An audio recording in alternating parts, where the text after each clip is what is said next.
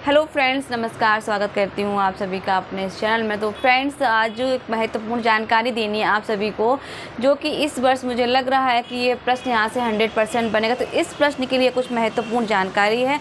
तो यहाँ पर मैं बात जो शुरू करूँगी आपकी, वो ये है कि एक 22 वर्षीय ईरानी युवती माशा अमीनी, जो कि उसकी निर्मम हत्या कर दी जाती है ईरानी सरकार के द्वारा, क्योंकि वो ईरानी सरकार के हिसाब से उसने हिजाब नहीं पहना था। हिजाब का मतलब आप सब लोग अच्छे समझते होंगे। तो बस उसकी गलती ये थी कि जो वहाँ के रूल एंड रेगुलेशंस थे हिजाब पहनने के, उसने वो हिजाब उस तरीके से नहीं पहना था। तो इस कारण से उसकी दुर्गति और बुरी तरह उसकी हत्या कर दी जाती है। इस हत्या से पूरे देश में आक्रोश, पूरे ईरान देश में, और वहाँ की महिलाएँ सड़क पर उतर आती हैं, आंदोलन करती हैं।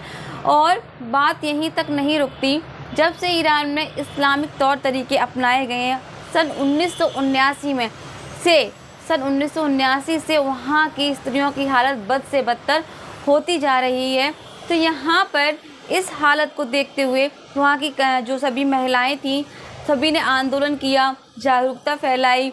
और कहीं ना कहीं एक ऐसी युवती जो 51 वर्ष की महिला है और जेल में रहते हुए उन्होंने इस पर उनकी वेदना हुई उन्हें बेहद, और उनका आत्मसम्मान आहत हुआ कि महिला के लिए जिसकी गलती कुछ भी नहीं थी और उसकी निर्मम हत्या कर दी जाती है, तो वो जेल में रहते हुए भी पूरा सशक्तिकरण महिलाओं के लिए दिखाती हैं और अंतर्राष्ट्रीय लेवल पर वो चीज़ों को बहुत ज़्यादा प्रसारित करती हैं।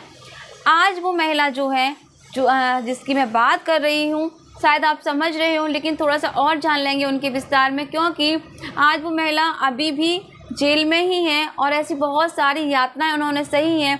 31 बार वो जेल जा चुकी है, ठीक है, और 154 कोड़ों की मार खा चुकी है। कहा जाता है वहाँ पर कि उस जेल की यातना इतनी है कि कितना भी कठोर इंसान हो वो भी टूट ही जाता है। लेकिन भाई, ये तो महिला जो है 51 वर्षीय कुछ स्पेशल ही हैं। इन्होंने 2002 में एक संस्था थी ईरान में ही, वहाँ पर इन्होंने काम करना शुरू किया, उस संस्था में काम करना शुरू।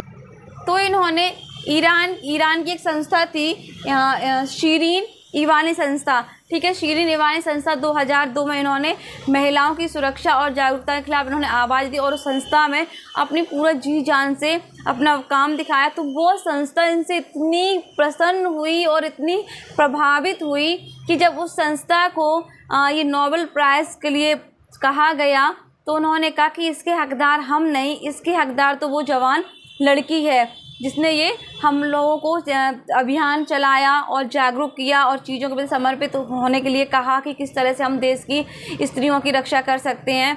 तो फ्रेंड्स, यहाँ पर जो मैंने वैसे भी कहा कि 31 बार जेल जा चुकी है, 31 बार वो गिरफ्तार हुई हैं, और आज भी उनकी स्थिति ये है कि वो जेल में ही बंद, एक ऐसी महिला जिन्होंने सिर्फ स्त्रियों के सुरक्षा के लिए, उनके हक के लिए, उनके मार्गदर्शन के लिए आज भी वो जेल में रहते हुए निरंतर इस कार्य को करती रहती हैं। और उनके सोशल मीडिया के माध्यम से, पत्रकारिता के माध्यम से उनकी आवाज़ देश विदेशों में भी, यानी कि अंतर्राष्ट्रीय लेवल पर जाती है, उनको उनकी जो कार्य है उनको पहुंचाया जाता है। तो यहाँ पर फ्रेंड्स, जो आप समझ रहे होंगे कि मैं किसकी बात कर रही हूँ, जी हाँ, वही जो आपका शीरीन संस्था थी, उन्होंने क्या किया, वो कहा कि मुझे ये नोबेल प्राइज़ नहीं चाहिए, बल्कि ये नोबेल प्राइज़ तो हकदार वो जवान लड़की है।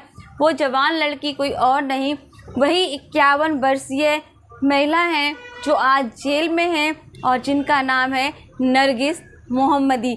जी हाँ, बेहद सम्मान और गौरव की बात है कि एक स्त्री ने स्त्रियों के हक के लिए इतनी लड़ाई लड़ी और वो लड़ती रही और 154 कोड़ों की मार भी खाई, और वो भी ऐसी जेल में है जहाँ पर कठोर से कठोर यातनाएं दी जाती हैं और 25% वहाँ पर राजनीति लोग भी रहते हैं, यानी कि जेल में बंद हैं।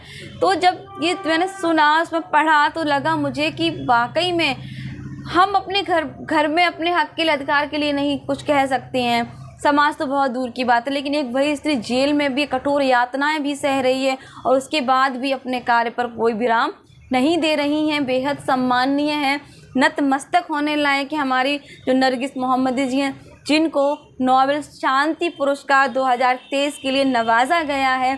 तो आज भी अब उनका थोड़ा जितनी उनको प्रताड़ना दी जाती है उस कारण से वो कहीं ना कहीं अब मानसिक और शारीरिक रूप से परेशान रहती हैं, बीमार रहती हैं, लेकिन फिर भी अपनी जो उनकी कार्यशैली है बिल्कुल भी प्रभावित नहीं हुई है। तो शत शत नमन है ऐसे हमारे देश की कहूँ, अंतर्राष्ट्रीय लेवल पर कहूँ कि स्त्रियों को, कि भाई जो एक उदाहरण बनी हुई है कि आप के सामने तो कुछ भी समस्याएं नहीं हैं तो भी आप अपनी बात नहीं कह सकते हैं। वहीं हमारी माननीय नरगिस जो मोहम्मदी जी हैं, इतनी प्रताड़ना यातनाएं सहते हुए भी आज हम स्त्रियों के लिए सपोर्ट कर रही हैं, साथ दे रही हैं।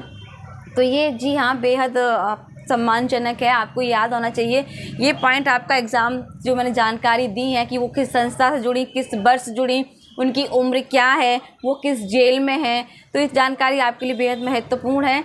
तो यहाँ पर नरगिस मोहम्मदी जी को आपका शांति नोबेल पुरस्कार से 2023 में नवाजा गया है। 51 वर्ष उनकी उम्र है और वो किस तरह शिरीन ईरानी संस्था से जुड़ी और कैसे उन्होंने नारियों के जो सपोर्ट में आवाज़ उठाई। तो यही थी आज की एक महत्वपूर्ण जानकारी। तो ऐसी जानकारी मैं लेके आती रहूँगी, इसके लिए आप लोग वीडियो को लाइक कर दीजिए, चैनल को सब्सक्राइब कर लीजिए और ये महत्वपूर्ण जानकारी सभी एग्ज़ाम के लिए आप लोग ज़रूर देखिए। वीडियो देखने के लिए आप सभी का बहुत बहुत धन्यवाद।